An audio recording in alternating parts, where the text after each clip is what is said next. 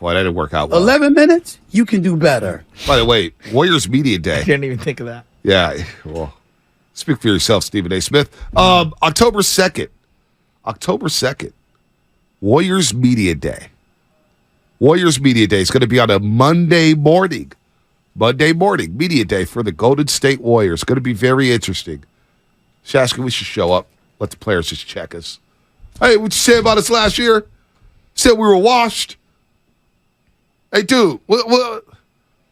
Could be interesting. I would go up to them and I'd say, hey, look, I'm just a guy trying to make a living and give him my opinions. Sometimes I'm right, sometimes I'm wrong. You know, thank you for all the great memories and the endless amounts of content. The CP3 era. Well, I have a lot to scrub from social media on CP3. Oh, boy. Well, D'Lo at KC, Sacramento, ESPN 1320, play me. What do you mean? You're reading old tweets of mine about CP3? Damian has a lot of time on his hands. CP, he loves to, see what other timelines are doing. Love you, Damian, but come on, He's man. on vacation right now. Is he? Turks and Caicos. Turks and Caicos. Must be nice. ESPN 1320, buddy.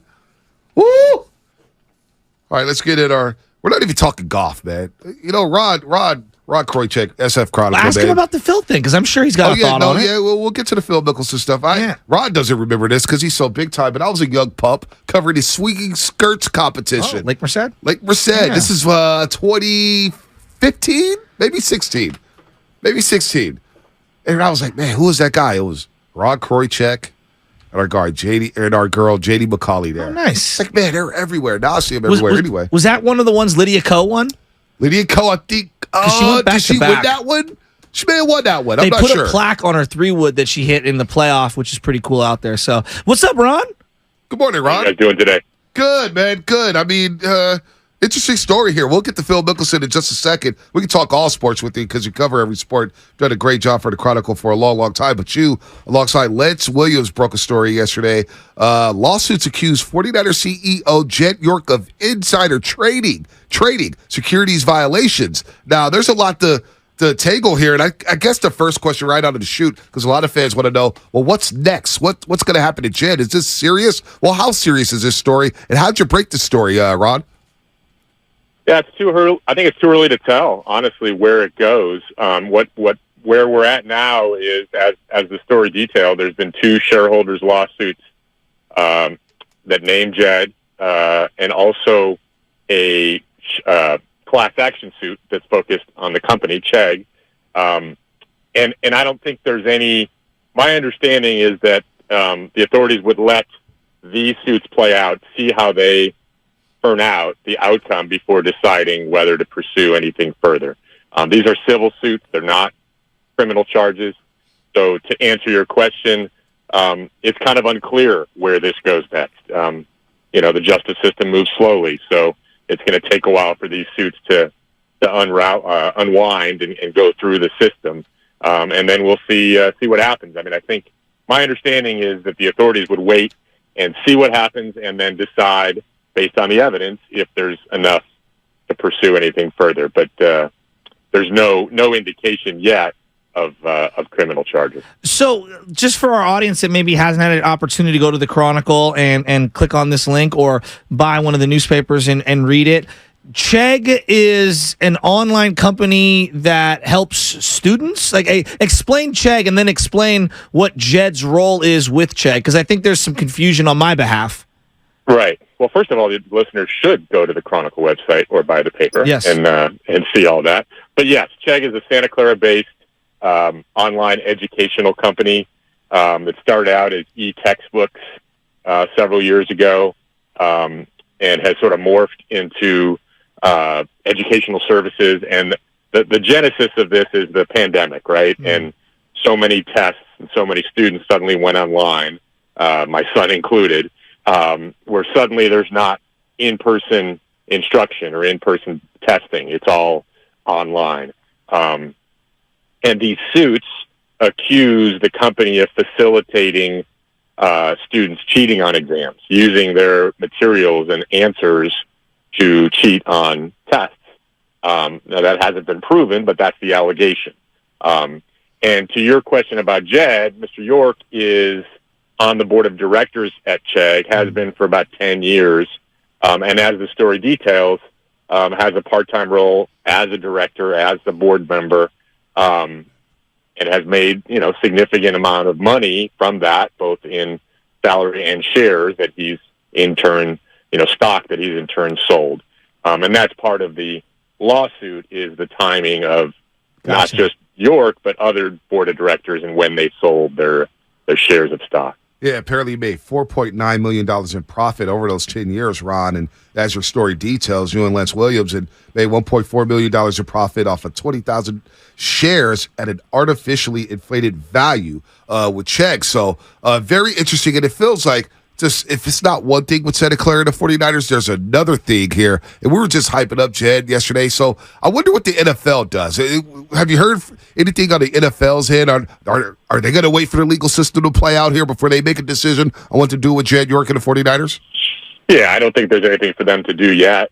I think it's waiting to see what happens with this case. But as you point out, and as we've written about extensively, there have been multiple issues in Santa Clara, or questions raised in Santa Clara about the 49ers' role with the city government. Lance and I have, explored that in some depth with their influence on the city council and the city council races. So there's a lot to unpack with the 49ers in Santa Clara. It's not just this story. This is kind of the latest story in a series of interesting and sort of question raising events in Santa Clara. I find it interesting, and I don't want to do comparative shopping, but if this were Joe Lacob, I think there'd be a lot of fervor just all over the place. What's the response been regarding Jed? Because it's been out of sight, out of mind for a long time. I can't even remember his last public statement on any media platform. I maybe when he introduced Kyle Shanahan, I can't remember the last time we've heard from Jed fielding questions from reporters or the media in general. So what's the response been online, or maybe through that you've received personally? Well, I think people who've read our coverage of other issues in Santa Clara aren't particularly shocked. To your point about Mr. Lacob, yeah, it's a different history, right? He hasn't had some of the issues raised that the 49ers have and York has had. So I don't know where some of the reactions online on Twitter have been, as Twitter always is, kind of snarky, and comparing it to his uncle, Eddie DeBartolo, who we all know had his issues in Louisiana. Right. It's not at that stage by any means. And we didn't raise that point in the story because it's not the same situation.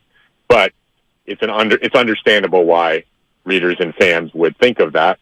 There is some history there, but it's not. It's obviously a much different circumstances. And we know these situations move very slowly, Ron, so it could be a while before we find or we hear about a resolution to this situation here. With that said, because the story's right here in the Chronicle, lawsuits accuse 49ers CEO Jed York of insider trading securities violations. Lance Williams, Ron Kroichick did a great job detailing everything that happens here, but we weren't just talking about Phil Mickelson, and you are the golf guy at the Chronicle. I know you as the golf guy, even though I've seen you at a ton of Warrior games over the last 7-8 years. Phil Mickelson, I mean, I didn't think this guy was this type of character before, and I was like, okay, maybe a future broadcaster for Phil.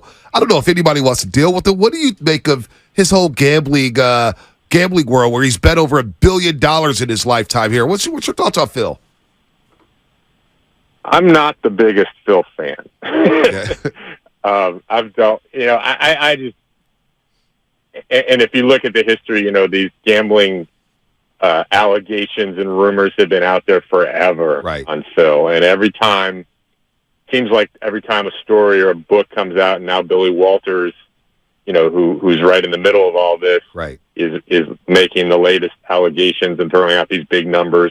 It seems like the numbers always rise, right? And, I'm always hesitant to say anything conclusively because we don't know. We don't have a document the way we did in the lawsuit with Mr. York. But with Phil, there has been smoke for years and years and years. So you can't be surprised if there's some fire. That's just the logical resolution, logical culmination of all this stuff.